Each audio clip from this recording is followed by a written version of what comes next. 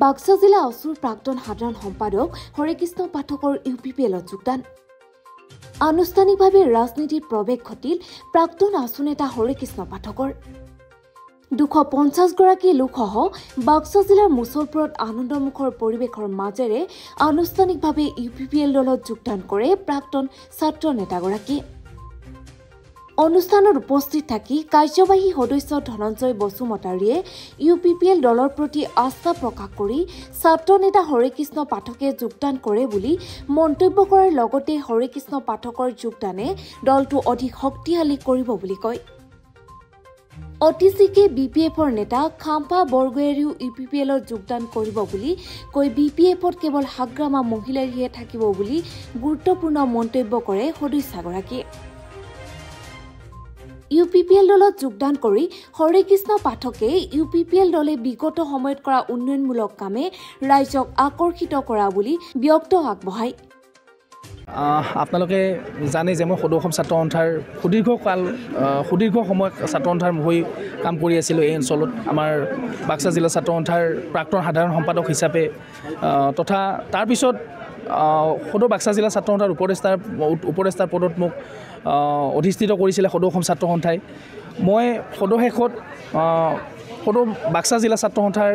উপদেষ্টা তথা সাধাৰণ সদস্য পদৰ পৰা যোৱা 9 নৱেম্বৰ তাৰিখে অব্যাহতি ল'লোঁ আৰু অব্যাহতি লৈ পেলাই মই যিখিনি মানুহৰ মাজত সোমাই গ'লোঁ আমাৰ প্ৰতিখন গাঁৱে গাঁৱে যেতিয়া মই তেওঁলোকৰ পৰামৰ্শ ল'লোঁ যে মই পৰৱৰ্তী কাৰ্যপন্থা মই কি কৰিম সেই ক্ষেত্ৰত তেওঁলোকে পৰামৰ্শ আগবঢ়ালে যে ৰাজনৈতিকভাৱে আগবাঢ়িব লাগে মই ইউপিপিএল দলত যোগদান কৰিব লাগে সেইটো ৰাইজৰ ফালৰ পৰা এটা প্ৰস্তাৱ আহিলে তাৰপিছত মই আলোচনা কৰি তেনেকৈ মই আজি আনুষ্ঠানিকভাৱে ইউপিপিএল দলত মোৰ শুভাকাংক্ষী হিচাপত মোটামুটি 250 মানুহ লৈ 250 গৰাকী ব্যক্তি লৈ মই আজি ইউপিপিএল দলত যোগদান কৰিছোঁ ভৱিষ্যত পৰিকল্পনা আমাৰ ইউপিপিএল দলে কেন্দ্ৰীয় নেতৃত্ব তথা আমাৰ জিলা নেতৃত্বই যি দায়িত্ব দিব সেই দায়িত্ব নিষ্ঠা আৰু সততাৰে পালন কৰি যাম দলৰ হকে ৰাইজৰ হকে আজি আমি ইতিমধ্যে আমাৰ দৃষ্টিগোচৰ হৈছে যে প্ৰমোদ বড়োৰ নেতৃত্বাধীন যিখন চৰকাৰ আমাৰ বিটিআৰত চলি আছে এই চৰকাৰখনে যিসমূহ কাম কাজ কৰি আছে আমাৰ শান্তি আৰু প্ৰগতি দিশত এখোপ আগবাঢ়িছে ইয়াত আমাৰ হত্যা হিংসা নোহোৱা হৈছে গতিকে এইবিলাক ক্ষেত্ৰত মই ইউপিপিএল দলৰ প্ৰতি আকৰ্ষিত হৈছোঁ আৰু আজি ইউপিপিএল দলত যোগদান কৰিছোঁ কাৰণ মুছলপুৰ ব্লক ইউপিপিএল ৰাষ্ট্ৰীয় দলৰ আহ্বান ক্ৰমে ইয়াত জইনিং চেৰেমনি হৈছে এই জইনিং চেৰেমনিত আমি গৌৰৱ অনুভৱ কৰিছোঁ কাৰণ ইয়াৰ মেক্সিমাম যিসকল প্ৰাক্তন বিপিএফৰ নেতাসকল আছে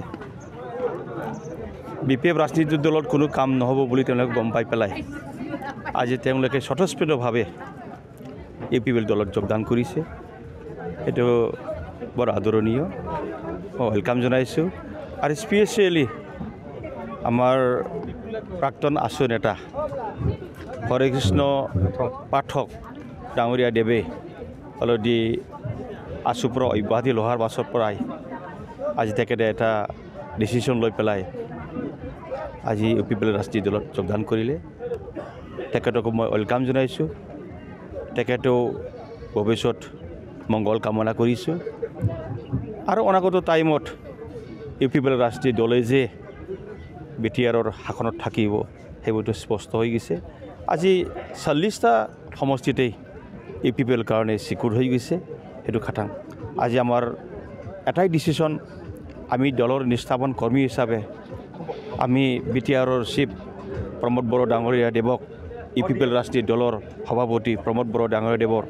হাত শক্তিশালী কৰাৰ কাৰণে অনাগত দিনত আমি ইউপিপিএল চৰকাৰ আনাৰ কাৰণে আমি যথেষ্ট উঠিপৰি লাগি আছোঁ আৰু এইটো বাস্তৱত ৰূপায়ণ হ'ব বাক্সাৰ পৰা নীৰেণ কুমাৰ শৰ্মাৰ ৰিপৰ্ট গ্ল'বেল এনি